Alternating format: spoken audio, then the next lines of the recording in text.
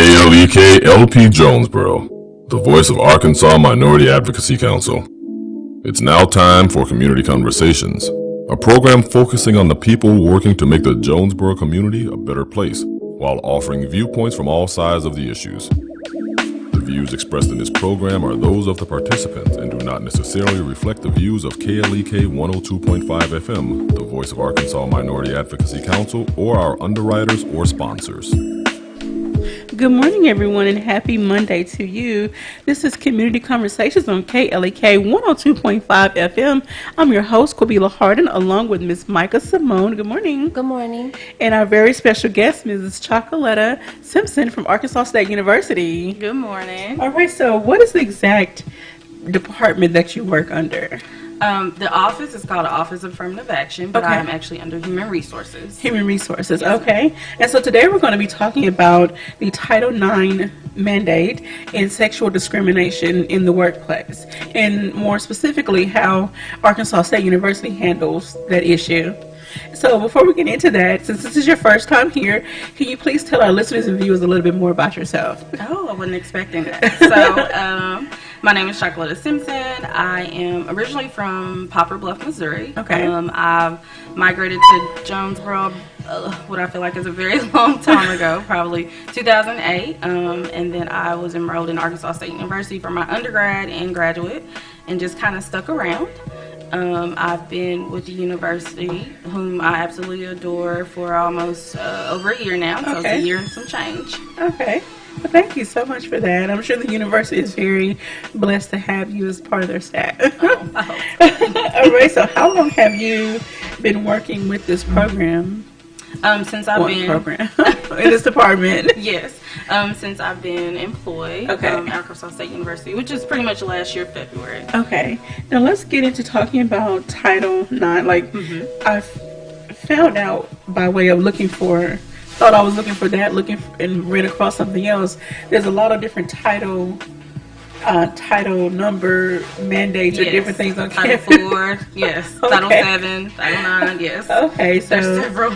okay, now would these all fall under your office as well? Yes, you can say Title 4 does, and 7, because along with my Title 9 title, I'm also the Office of Affirmative Action, which deals with any form of discrimination. Okay. In protected classes, disabilities, okay. age, sex discrimination, you name it. Okay. So if we have a little more time close to the end of the show, we'll get into more of what affirmative action is, because I have a few questions about that, but don't want to take away from the topic of today, because sexual discrimination is a big issue. Yes. It has been in the news. Different people that in bigger corporations have recently got in trouble. We're not going to name names, but it's been in the news, so people know Who's doing it wrong? yeah.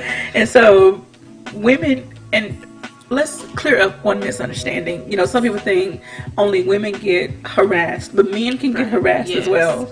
So let's talk about ways that women harass men. You can honestly say whatever discrimination or harassment that can come from a male to a female can be the Okay. same.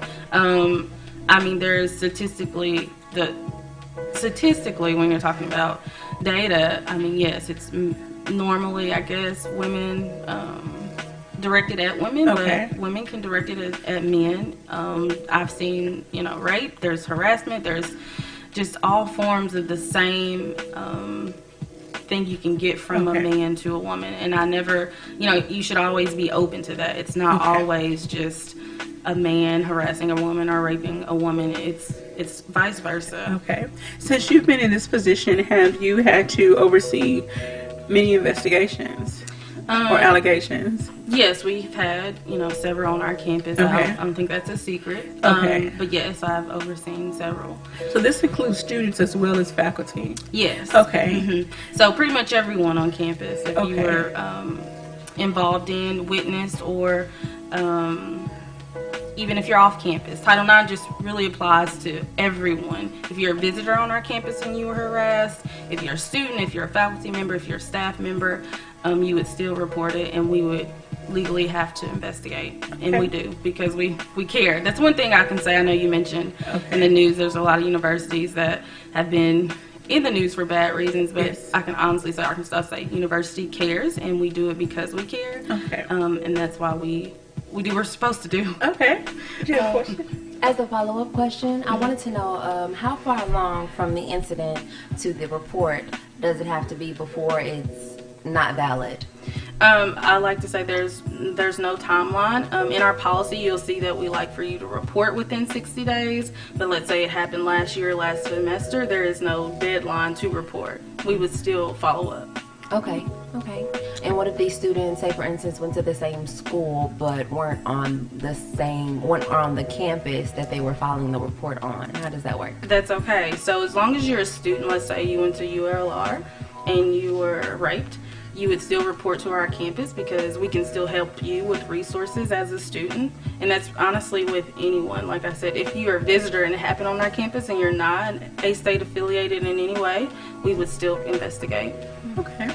Now, take us through the process of once someone files a claim to get the investigation started. To take us through the process, maybe from beginning to end. So you report, let's say, sexual harassment. We get those reports, like I was saying earlier, several ways. Okay. One would be UPD. So if you're reported to UPD, we would definitely get that report. And another would be through a mandatory reporter, which on our campus is faculty members, staff administrators, and several others that are federally mandated to report to the Title IX coordinator. So once I receive that report, I would delegate the case to a Title IX deputy. Okay. Which on our campus we have 4. One is Stephanie Lott, who's Director of Student Conduct. Another is Katrina Watson, who's Employee Services Coordinator and Human Resources. Okay. And the third is Amy Holt, who's Athletic Director. And so Stephanie would get all the reports involving a student. Okay. Ms. Katrina would get all the reports involving a faculty or staff member, and Amy would get all the reports involving an athlete. Okay. So once I delegate to them, they would what we say start an investigation. Okay. And all that really means is talking to any party involved, talking to the reporter.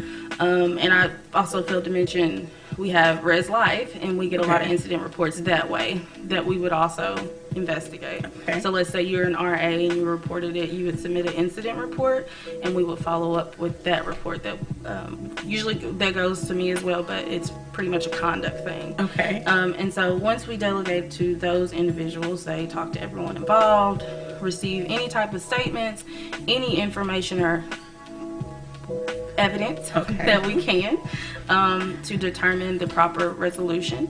Once we have talked to everyone, gathered everything, and gave everyone a chance to respond to any report or statement, we then what we call a resolution. Okay. So we would write up a report on how we got to this resolution. Like I was saying earlier, that could range from counseling to expulsion. Okay. Depending on the type of resolution, actually doesn't depend on what the resolution is. It would go to the respondent, who is the accused, and the complainant, who is the victim. Okay. Now, will this go in their students? If it's a student or anyone, will it go in their permanent file on campus? It is actually separate from, let's say, it wouldn't be necessarily included into your Student records. Okay. It would be on record because we keep all of that information in a separate system. And let's say you went to a different institution, and if they asked us, there's certain information we can provide to them. Okay. All right, you're tuned in to Community Conversations on KLEK 102.5 FM. We want to thank you all that are watching on our Facebook live stream. If you have any questions or comments, please send us a message, or you can give us a call at 870-277-1080. We're speaking with Mrs. Chocoletta Simpson from Arkansas State University, discussing Title IX and more specifically, sexual harassment. Okay, so what if someone makes a report that they witnessed something? You try to reach out to the victim, and they decide, I don't want to go any further with this investigation. Then what happens then? So it's definitely their right to not participate, but because this is, like I said, a federal mandate, we have to follow through. Okay. So if you did say, hey, Ms. Simpson, I don't want to be involved in this, I don't want to submit a statement, I don't want to talk to anyone, that's fine. Well within their rights, there's no repercussions or anything in regards to that, that's okay. But we still have to follow through. You know, since Arkansas State University has its own, and like most campuses have their own police department, at what point does it turn into a situation where you have to report it to the city police? So we do have our own on-campus police department, university police, and so if it's usually outside of their jurisdiction, which is outside the campus jurisdiction or our boundary, then I would deal with the Jonesboro Police Department, who've so far been very great and very helpful when I do have to reach out to them. All right, so let's talk about ways that I'm looking at this article on the Arkansas State University's website. And if anyone would like more information, just go to www.astate.edu/affirmative action/sexual discrimination. Any one of those will get you to this page. And so let's talk about how to possibly avoid. I've had several individuals on talking about sexual assault and a rape, and we tried to give a few tips on how to avoid being in those situations. We've had the police department to try to give people tips on how to avoid being attacked. From your department, what are some tips that you would give, advice you would give people to avoid hopefully being sexually harassed? So my, advice, because I'm just used to speaking to on campus, on campus, I just think it's really important to be aware of your surroundings. Okay. And I can't express enough, drinking responsibly, and knowing what your limits are, knowing that you have this person to watch out for you. Okay. I just think there's so many different things as a college student that you will get involved in, but it's important to know what you can do. What can I do if I'm drunk? How do I get home? What can I do if, I don't feel safe or I don't feel comfortable here? There's just so many things, and, we do preventative education. It's all about what you can do before something happens, and then it's important to know what to do if something happens. Okay. Do you speak to a lot of the students, like maybe host seminars? I know you say you do education. Do you host it in a seminar format or a small group format? How do you get the students together to educate them? Yeah, so like you said, if you wanted me to come talk to you, I will. And then we also have every month, we just got done in April with our Sexual Assault Awareness Month. Yes. We did several things, which was really great as far as outreach for our students and asked them to kind of participate. And that was like in games. We had like one really event that went over well is a spin the wheel. And so you spin the wheel and then you would pull a statistic out and I would read it to you and you would tell me if it was true or false. Wow. And it was very interactive yet educational, because not everyone knows that every 98 seconds in America there's a sexual assault. That's a big piece. So we do that. There's definitely a lot more that I have planned coming up this fall. We're going to have a speaker. There's just several things that we do on campus and we'll be doing to kind of engage our students and faculty and staff, because it's about everybody. Okay. Tell us some of the signs to look for, or if someone feels like they're being harassed, what are some things that are report worthy? Everything is worthy. Yes. But you're right. Most people don't think, this isn't a big deal, it's too small. No, there's never a too small incident. And I would think if I feel uncomfortable, if it's persistent and pervasive, because that's part of the definition of harassment, and that is just, doesn't make you feel good, doesn't make you want to come to work or class or want, those are pretty much what I would consider indicators that something's not right and it may be sexual harassment. Okay. What if a student reported their teacher looked at them a certain way, it was consistent, or the teacher, some people have a tendency, and it depends on what culture you were raised in, they like to touch you on the shoulder or hug you or be a little too close for comfort for some people. I'm the type of person, I kind of need a little bit of space. See, I'm a hugger. So. I mean, I hug people, but if we're just standing and having a conversation, then I like, can you kind of give a little space? Yes. So, Yes.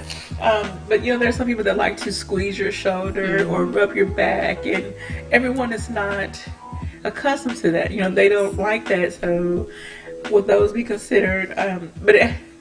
Would those be considered red flags? If you don't want them to do that, then yes. So all that, if it's unwanted and you voice that or you don't voice that, that makes it wrong, right? Okay. And so I think, like you said, you do take in consideration different cultures, different, demographics, age. Like I said, I'm a hugger. I come from a family that likes to hug you. I mean, we go to church, you hug there, you hug. That's just what we do. We hug on entrance and exit, is what I call it. Okay. But it's all about that interaction or that touch being wanted or not wanted. Okay.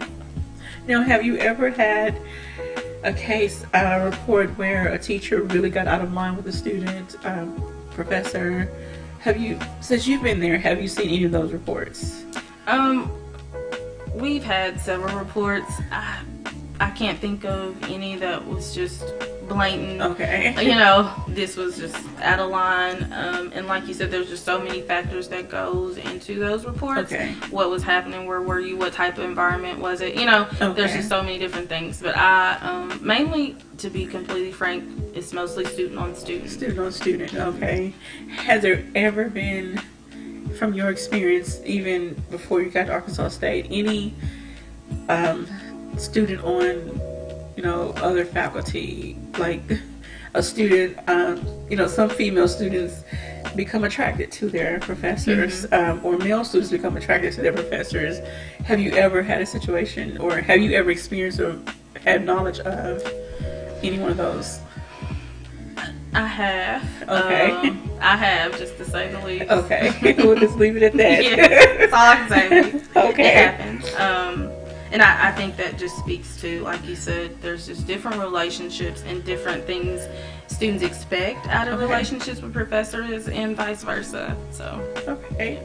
Now, we've talked about when I had the Young Democrats and the other professor, her name escapes me at the moment, had them on talking about sexual assault. We talked about the way people dress, or women specifically. Do you feel that could be a factor? Or a relevant factor? I think the discussion was pretty much, we shouldn't have to police what we wear just to make someone else feel comfortable, but if what you wear is getting attention, like, I don't know. I understand what you're saying. This is how I always like to think of it. Like, in a professional office, there's certain things you don't wear, and there's certain things you do. So that's just professionalism. But if I'm, like I said, it just depends on where you are. And so just outside of just the professional world, I don't, as a female, I feel like I should be able to wear what I want. But you never know how someone is going to perceive your dress, but honestly, that doesn't matter, right? I should, if I want to walk around in a tank top and booty shorts, that's my prerogative. And so, I don't feel like as a woman, you should have to watch what you wear because someone might think you're into whatever. And each perception is its own. So those are my thoughts on it.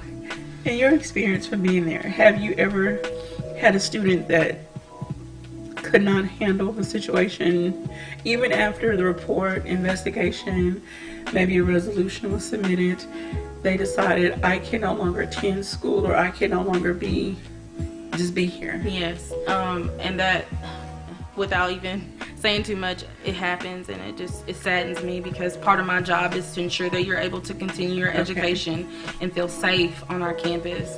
And so I feel like I've lost when that happens, but that's just kind of the effects of any incident, honestly, that's traumatic in that way happens to you. You just kind of let go and I want to move on. But part of my job is to ensure that our students and faculty and staff members are safe on our campus and able to continue their education, and that's very important to me. Okay. And during the investigation phase, do you ever have a joint meeting with the two parties or parties involved, maybe a face-to-face, or do you prefer to do it separately? Actually, if it's any form of sexual discrimination or when it comes to harassment or anything like that, no. Not only because it would be confrontational, but because you can't. Pretty much, for the most part, it's not recommended. There are certain things in the OCR recommends that you don't do, and those would be one of the things, is to have them meet face to face. Now, if it's depending on what type of report it is, then it would probably be okay to have like a mediation. But anything in regards to sexual discrimination, then no. Okay. Alrighty, and we're going to get ready to take a quick break, and we'll follow up with some more questions, and then we'll get into, if you don't mind, talking about affirmative action and what it is and what it covers and how it protects individuals in the workplace. So you're tuned in to Community Conversations on KLEK 102.5 FM. And we're speaking with Mrs. Chocoletta Simpson of Arkansas State University, who works with the Title IX mandate, or Title IX mandate. Thank you. Again, if you have any questions or comments, please give us a call at 870-277-1080 or drop us a message on our Facebook live stream. So please don't go away, and we'll be right back after these announcements.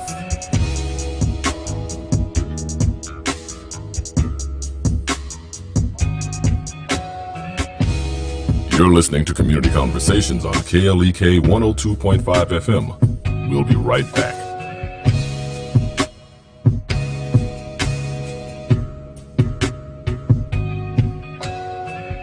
What are your kids listening to? I'm Mark Merrill with today's Family Minute. Recently, I asked my son for his iPod so I could check out the songs he was listening to. I Googled the lyrics for the songs, and most were just fine, but I did find a couple that weren't. I sat down with him and showed him the objectionable lyrics. While reading through the words, I think we were both a bit surprised at the coarse language, degradation of women, and sexual content in the lyrics. After he deleted those songs from his iPod, we talked about not supporting those so-called artists by buying that kind of music, and about the importance of keeping those kind of messages out of our hearts and minds. Remember, your family first. Want to connect with Mark on Twitter? Follow him at twitter.com/Mark Merrill. The Family Minute with Mark Merrill, helping families love well. Family Minute is made possible by the Kappa Nu Omega chapter of Alpha Kappa Alpha Sorority Incorporated, a non-profit organization committed to service to all mankind. Kappa Nu Omega Alpha Kappa Alpha on Facebook and KNOMEGA1908.com. The key to making this station even better could be parked in your driveway right now. Donate your old car to us, you'll get a tax deduction, and we'll tow it away for free. Go to KLEKFM.org for more information. When a woman gives her all to a boyfriend, she is hopeful about the future. Marriage was in her future plans until she received some shocking news. Now with her dream shattered and life altered, she has to pick up the pieces and move forward. It was in this experience that she realized that love has no protection. KLEK 102.5 and Massey Production presents the inspirational gospel stage play, Love Has No Protection, a story that will inspire you, renew, and reaffirm your faith. Featuring performers from all over Arkansas, Texas, and Louisiana. One big show, 7 p.m. Saturday, June 24th at the Arkansas State University Student Union Auditorium. Tickets are $10 in advance, $15 at the door. They can be purchased at KLEK, Cool Cuts, and online at www.klekfm.org or by calling 870-277-1080. Bring the entire family Saturday, June 24th to the Arkansas State University Student Union Auditorium to see Love Has No Protection, the inspirational gospel stage play, 7 p.m. This event is a KLEK fundraiser. Just added a special 3 o'clock p.m. matinee show. That's right, now it's going to be 2 shows, 3 o'clock p.m. and 7 o'clock p.m. The hit gospel stage play, Love Has No Protection, coming to the ASU Student Union Auditorium June 24th. Don't miss it. And now back to Community Conversations on KLEK 102.5 FM. Welcome back to Community Conversations on KLEK 102.5 FM.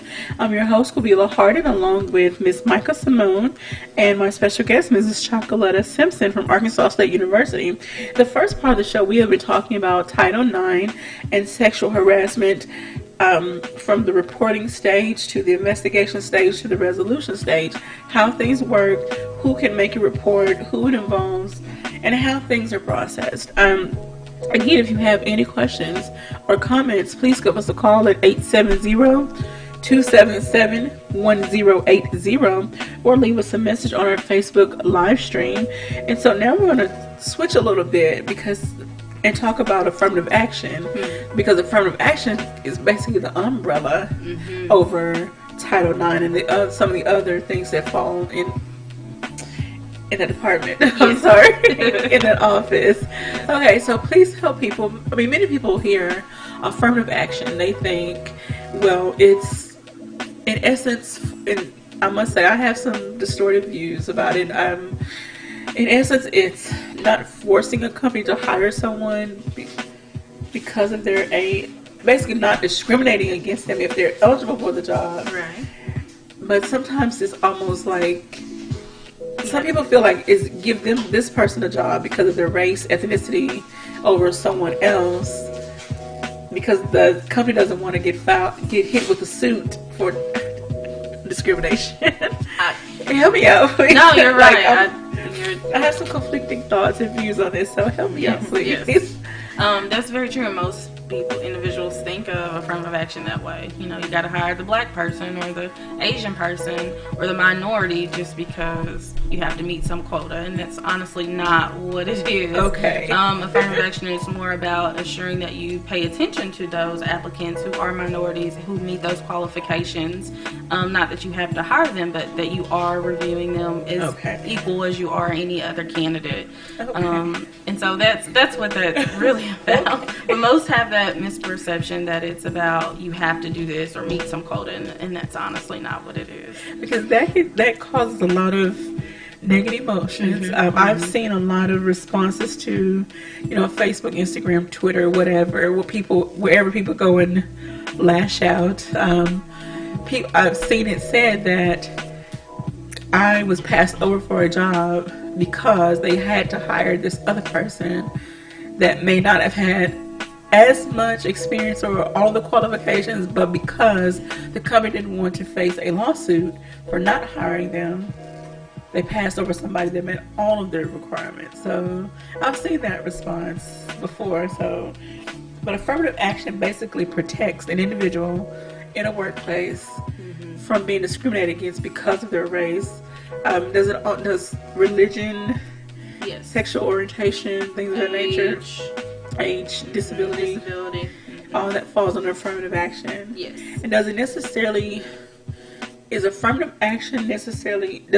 cover minorities? Was it set up for that purpose? I think originally, yes. Okay. Because that was the thing. You wouldn't have a lot of minorities in the workplace. But honestly, I feel like now it's evolved to just general, because if you're a man or female or transgender persons, I just feel like it's evolved to something more than just the quote-unquote normal minorities, like African Americans and Asians and whatnot. But I think it's become a little bit bigger than that. And when I hear affirmative action, I automatically am drawn to the word action. And I realized earlier that you were speaking of either counseling or expulsion being, two of those options. Is there any other options under that action, or how does that work? What would classify somebody to be, I guess, counseled instead of expelled? So that was when we were talking about Title IX, and I was giving you a range of the resolutions. But when you're talking about affirmative action, you usually are referring to a student or an employee who feels like they're being discriminated against, or for different reasons. If it's a promotion, if it's being hired or being moved, And so those are a little bit more delicate Okay. when it comes to resolution, because you have to still investigate and talk to the individuals involved and see why you were not promoted over this person, and look at those statistics and those applicant and, you know, the qualifications, the minimums versus what you have. And so those are handled a little differently. Okay. And most of the time they do kind of transition or collab with, you know, a personnel procedure. But they are definitely a little bit more delicate because there's just usually a lot other things at play when it comes to applicant and, you know, those type of things. Okay. If someone files a report under the affirmative action, okay, and you've done your full investigation and you find that there was no just cause for this person to be passed over or discriminated against for whatever the reason they, you know, reported, what happens then? Then we'll have to definitely consider a remedy. Would that remedy be placing that individual in that position that they were wrongfully passed over for, Okay. because they do meet those qualifications, or they are their most qualified candidate? And so you just kind of go back to, like you said, the action part of it. What are we going to do to fix this wrong, basically? And when you say remedy, being if they were placed in that position that they applied for, that they were passed over for, does a part of the remedy also include possibly terminating or hiring someone else for the hiring position that passed them over? How does that work? Because of them being in that environment, will they be secure? Will they be confident?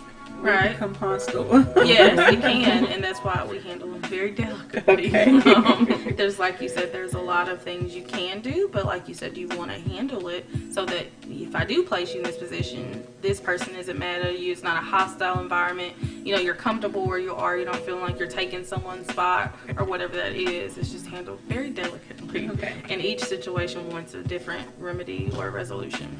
Okay. When you first started with Arkansas State, were you privy to past reports and data that has been collected so that you can see maybe what the, and I really hate to use the word trend, But they are, they're trends.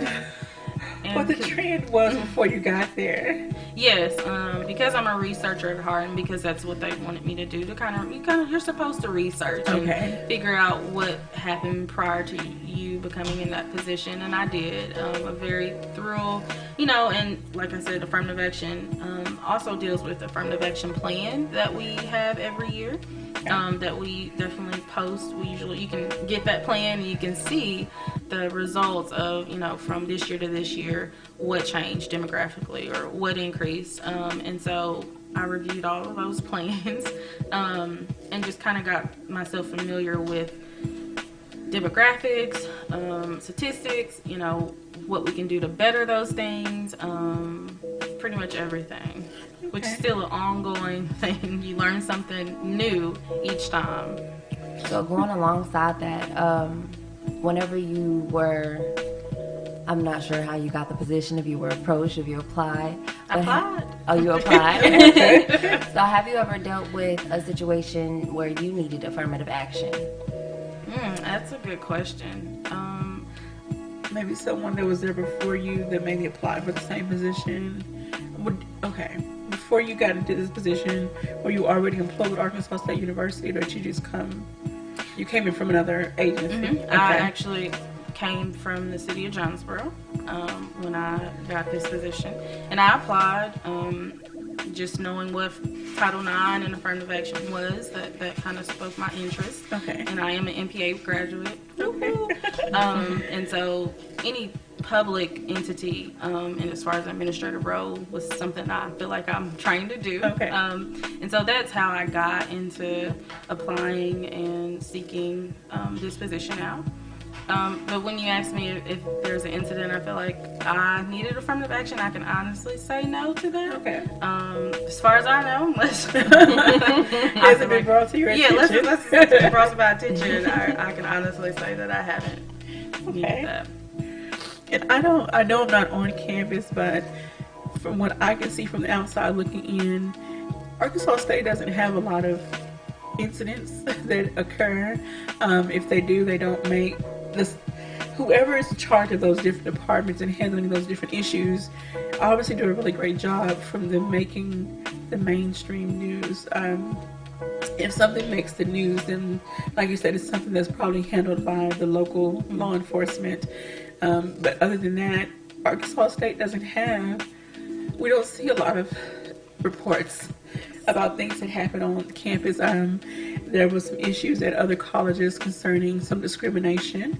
One was in Minnesota, where the students actually shut down the student union due to an issue they felt because there was some racial, some notes left on people's cars and things like that, and so it was, minority students felt like something needs to be done, so they shut it down. But it was peaceful. There was another college where an African American student was harassed because she got a position that someone else either, I guess, wanted or felt like they deserved. And I'm guessing she was one of the first of, her race in that position.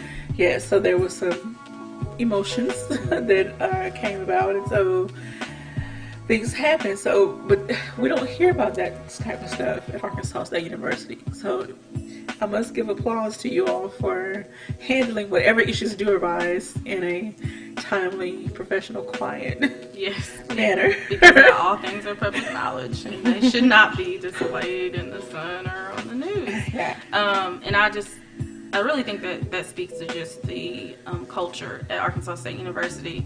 I feel like when it's warranted, then it probably isn't in the news and you hear about it. But when it's not, then you don't.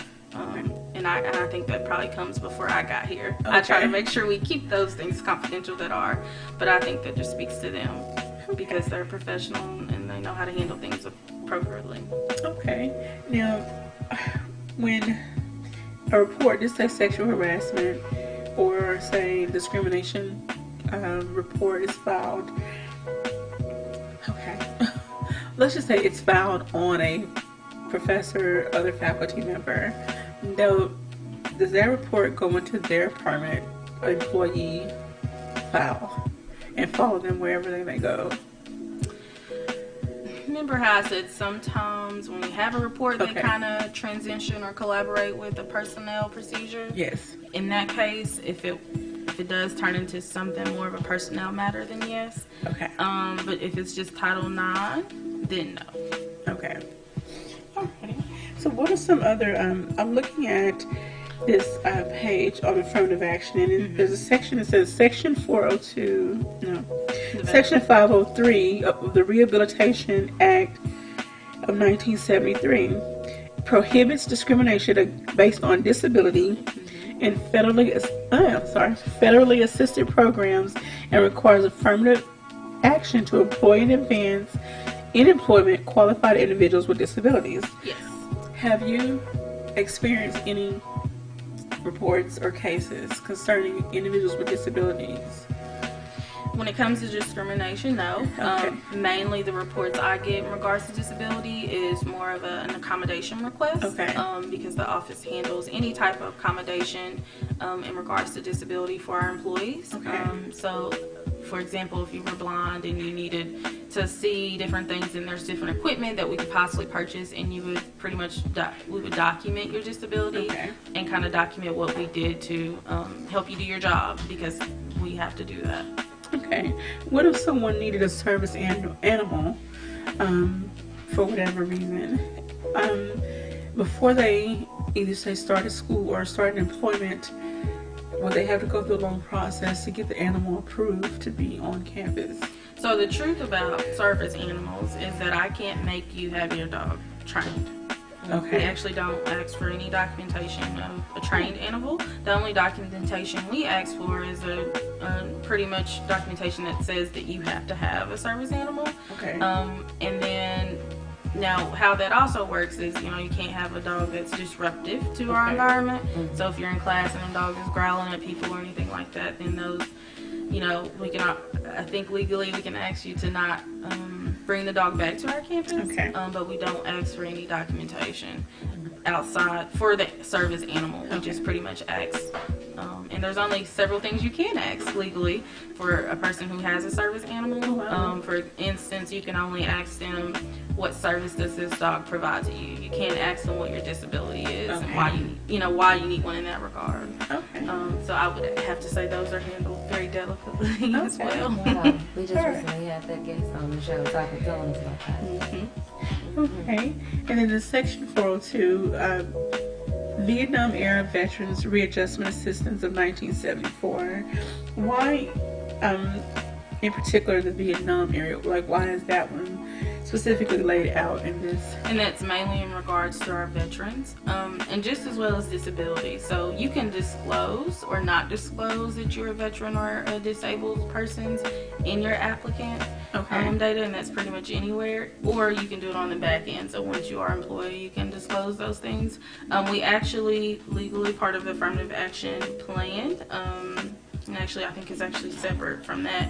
You document how many veterans you have at your institution or place, and you also, I know most people think you give them special treatment, but you do advertise your positions to include them. It's all about, when I think about affirmative action, I think about being inclusive. So you want everyone, if you are disabled, if you are a veteran, to feel like you can apply for this job and get it. And so that's what that mandate is more about, more so. It's just keeping track of our veterans who we have our employed at our university. And then the Executive Order 11246, it says prohibits discrimination based on race, color, religion, sex, or national origin, and requires federal contractors and subcontractors to take affirmative action to employ and advance in employment qualified women and members of minority groups. So this is basically the overall order to protect those, and it's like we're in 2017 and we're still talking about women and minorities. It's like, I know that we live in the real world and there will probably never be total equality across the board, but it's like, why at this point are we still fighting for talking about women and minorities being more included in certain arenas? I agree. I mean, as a woman, you still see or on the news that you only get paid, was it 25 cents to $1 to a male, and that's just the world we live in. I like to think that maybe in 60 years we won't be talking about that. Maybe the picture of equality among women in the workplace will be a different story. But until then, we have laws and things in place to ensure that we are protected, and that makes me feel good. All right. All right, so any more thoughts on, just to help people understand, we basically going through what affirmative action is. It's a protection order in essence for people that, does it only protect people that are in a workplace? Can students maybe file an affirmative action report? Yes, ma'am, they sure can. How does it work for students? Like I said, it'll pretty much be the same. So you report, and like I said, they're handled a little differently. For example, sexual orientation is part of affirmative action. So if you felt like you were discriminated against because of your orientation, or if you're transgender, really doesn't matter. We would still follow through with what that looks like. What part were you discriminated against? And I know you mentioned, does it only apply to people already there? But it doesn't. It also applies to applicants. It also applies to you filling out an application and feeling like you were not, treated fairly. And apologize, I don't remember the lady's name. You said that's in the sports, that handles the sports cases. Do you all talk and share your data often? Have you ever seen or heard of any incidents? Let's take the transgender or the, what do you call it? I'm sorry, the people that have different sexual identities. Say they're in a PE class, and there's shower rooms for males, females. Have you ever seen or heard of a report being filed because someone was forced to adhere to a certain gender role against what they believed in?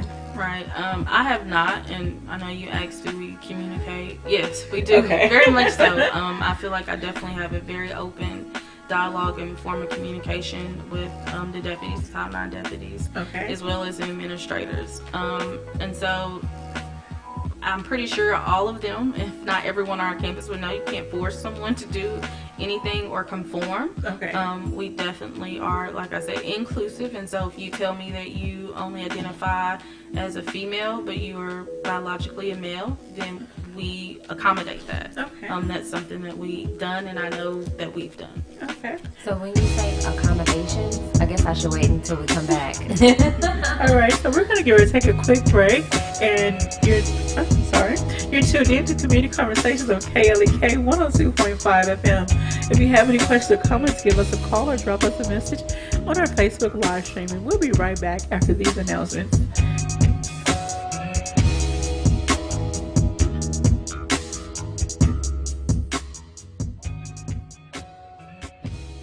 You're listening to Community Conversations on KLEK 102.5 FM. We'll be right back.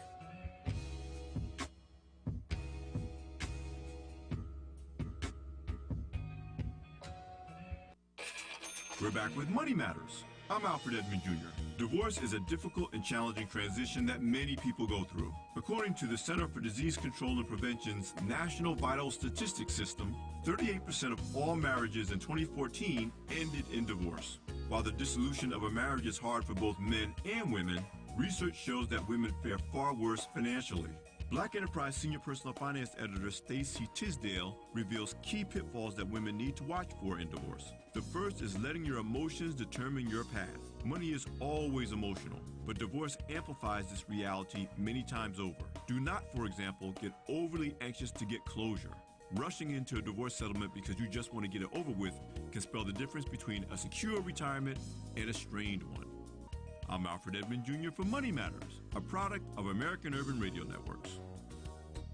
Money Matters is made possible by the Jonesboro Alumni Chapter of Delta Sigma Theta Sorority Incorporated, a nonprofit organization dedicated to uncompromising commitment to communities, service, leadership, empowerment. www.jonesboroalumnidst.org. Money Matters is brought to you by Bancorp South, offering checking, savings, loans, credit cards, and wealth management. 5 locations in Jonesboro to serve you. www.bancorpsouth.com or 870-972-9800. Arkansas Early Learning prepares children up to 5 years old for kindergarten by offering a secure learning environment, qualified teachers at several locations in Northeast Arkansas at no cost. Applications are available at arearlylearning.org. Arkansas Early Learning is a nonprofit organization. Starks Auto Plaza, your pre-owned superstore, is a longtime supporter of KLEK. 2829 Red Wolf Boulevard, Starks offers clean, reliable vehicles of all makes and models. Starks also offers no-hassle pricing, friendly service, financing options with approved credit. At Starks, you're always family, and our motto is, we never say no. 870-203-9980.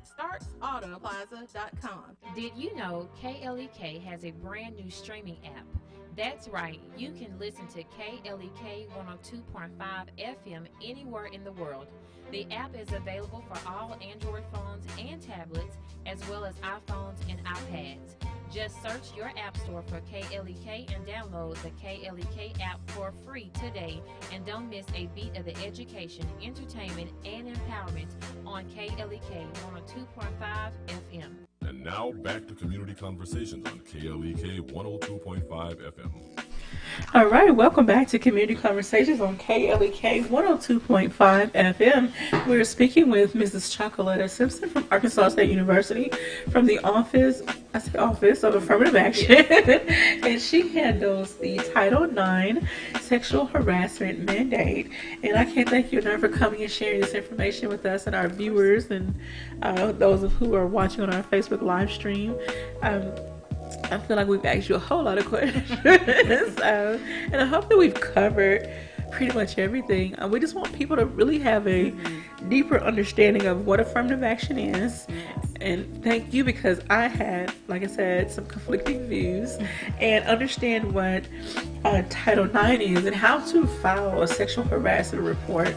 Like you said, no report is too small.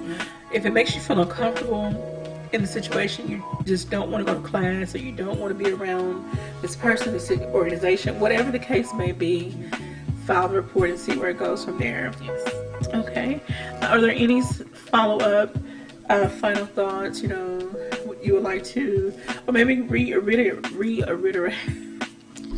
I'm getting so tongue-tied today. Oh my God. Reiterate some things that we've already talked about. Yeah. I only had 1 cup of coffee. There is actually. I definitely, like you said, because most don't know what to do, how to do it, and so I encourage all of our students or people or individuals on our campus to just report if you're not sure, if you're uncertain, or talk it out with me. I'm definitely open. I know Title IX and affirmative action can be scary, but I promise I'm a very nice person, very nice to deal with, I hope, so most people would say. And then also reporting. It doesn't have to be in face. It doesn't have to be a phone call. It could be on the website that you mentioned, the affirmative action website. There's a link on there to submit a sexual discrimination report. Okay. Report. Okay. Yes. And if you're not a mandatory reporter, you don't have to put your information in there.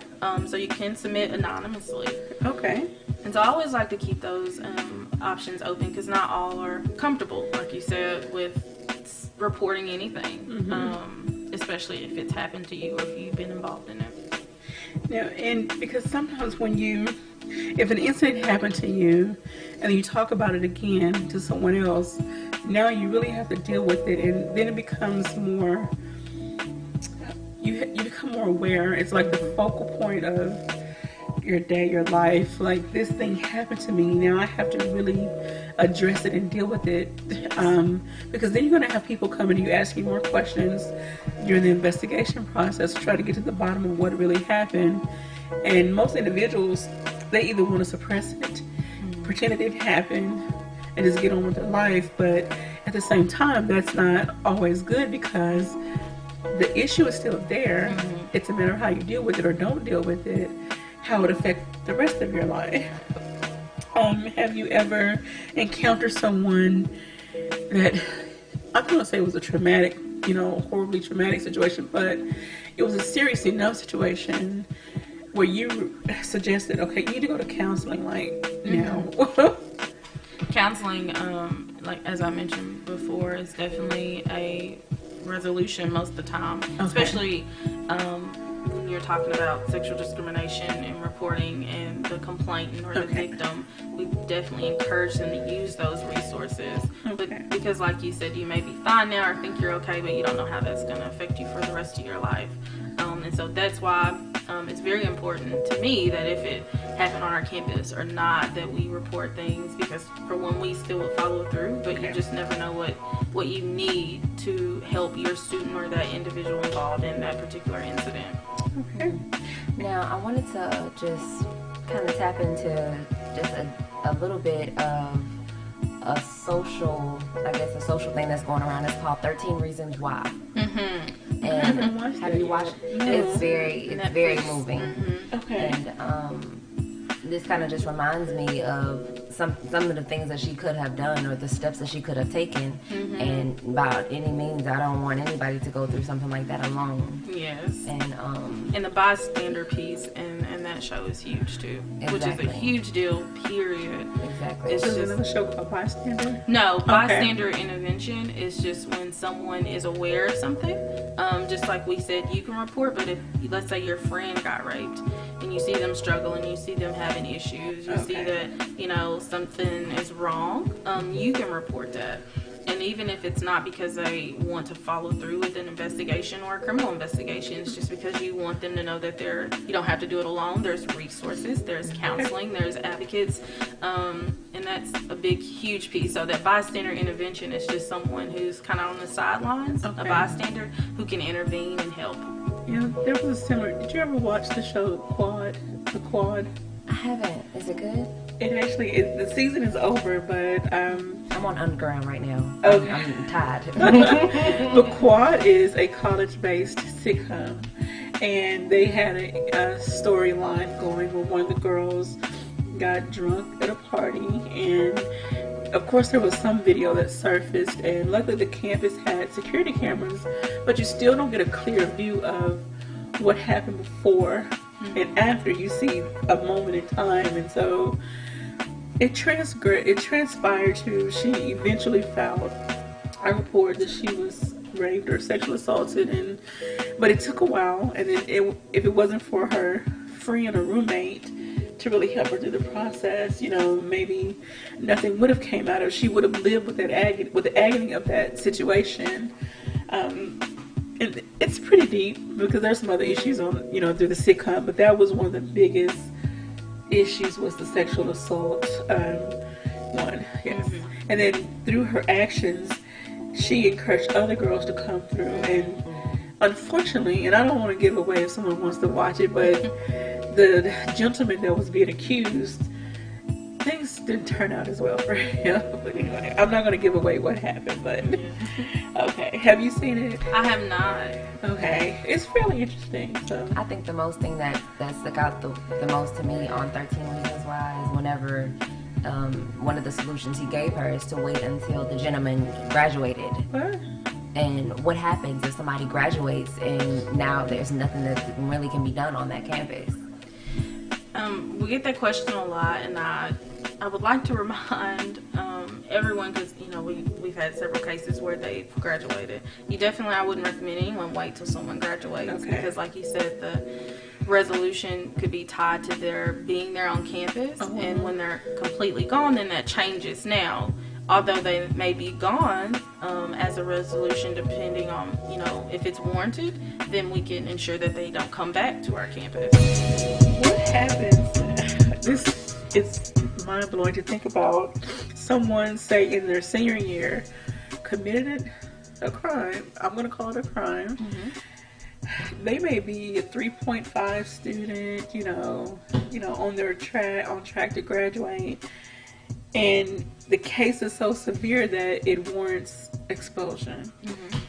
What happens to their college career? It's gone. It's unfortunate. However, I'm a true believer in your actions. You take responsibility for those, and sometimes they have severe consequences. And so if you're expelled and you didn't follow through with your degree, then at our institution there is no other follow through for that. But that doesn't stop you from going somewhere else. Okay. Your education, it just You expels can't get you it back from to Arkansas State. any ASU system campus. Oh wow. Okay. All right. So that alone should make people be more aware of, is it worth it? I hate to say, I don't think anybody wakes up saying I'm going to be an aggressor today, but anyway, I'm going to leave that alone because I'm not going to get with it. I understand what you're saying, though. We hope not. We pray. Okay, well, I can't thank you enough for joining us today. I know it's early and we're all trying to have some coffee and stuff and get our mojo going. I'm just honored to be here and so thankful that you're able to ask me those good questions, and hopefully our viewers and listeners at least understand a little bit more about Title IX and affirmative action. All right, well, thank you. And thank you, Miss Micah, for joining us, Yes. Miss Nora, even though she was quiet over the corner. All right, so tune in tomorrow. We will have Dr. Richard Wank, who is a political science professor at Arkansas State University. And he was here today, got his days mixed up. So that's the first, having two guests on one day. All right, so I've truly enjoyed today. I thank you, everybody, for tuning in. And I pray that you have a really blessed day. All right. Thank you for listening to Community Conversations on KLEK 102.5 FM, a program focusing on the people working to